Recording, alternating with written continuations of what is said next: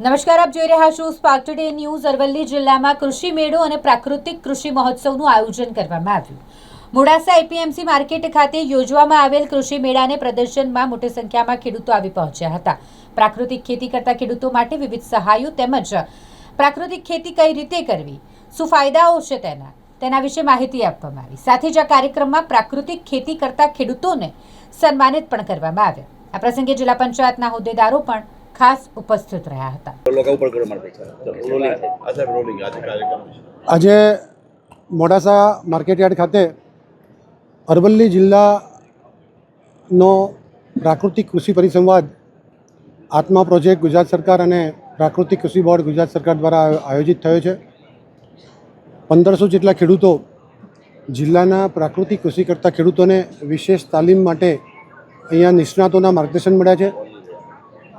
આગામી સમયમાં આચાર્ય દેવવ્રતજીનું જે સ્વપ્ન છે કે ગુજરાત પ્રાકૃતિક કૃષિમાં નંબર 1 બને, માન્ય મુખ્યમંત્રી શ્રી ભૂપેન્દ્રભાઈ પટેલ સાહેબ, કૃષિ મંત્રી શ્રી જીતુભાઈ વાઘાણી સાહેબે આ દિશામાં કામ કરવા માટેની ખૂબ મોકળાશ આપી છે।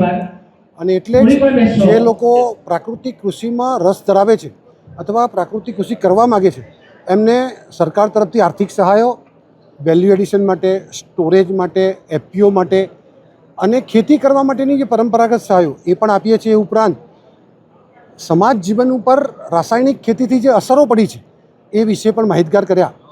મને કહેતા આનંદ થાય છે કે પ્રાકૃતિક કૃષિ ફેડરેશનના ચેરમેન તરીકે સમગ્ર ગુજરાતના જિલ્લાઓમાં પ્રવાસ કરવાનું થાય છે, પણ આ પ્રાકૃતિક કૃષિના કામમાં અરવલ્લી અને સાબરકાંઠા જિલ્લો એ મોખરે છે। આજે પણ ખૂબ કામ સમગ્ર જિલ્લામાં થયું છે। હજુ પણ એને આગળ લઈ જવા માટે આત્માની જે ટીમે પ્રયાસ કર્યો છે એ માટે હું એમનો આભાર માનું છું। અને જે પણ ખેડૂત મિત્રોએ આ વ્યવસ્થામાં ભાગ લઈ જે કૃષિ કરે છે એમાં અપગ્રેડ કરવા માટેનો પ્રયાસ કર્યો છે એમને પણ અભિનંદન પાઠવું છું। સાથે સાથે પ્રાકૃતિક કૃષિ કરતાં જે વિવિધ આયામો છે એની સ્પર્ધાનો પણ એક કાર્યક્રમ થાય છે। એ સ્પર્ધાઓમાં જે પણ ભાઈ બહેનો, ખેડૂત ભાઈ બહેનોનો 1, 2, 3 નંબર આવ્યો છે એમને પણ વિભાગ તરફથી પ્રોત્સાહક ઇનામો આપવામાં આવ્યા છે। એનું ઇનામોનું વિતરણ પણ અહીંયાથી થયું છે। રાજ્ય સરકાર માટે અભિનંદન એટલા માટે કે સમગ્ર દેશમાં આ પ્રાકૃતિક કૃષિ યુનિવર્સિટીની રચનાનું કામ સૌથી પહેલાં એ ગુજરાતમાં થયું છે। દેશની સૌથી પહેલી પ્રાકૃતિક યુનિવર્સિટી હાલોલ ખાતે બની છે।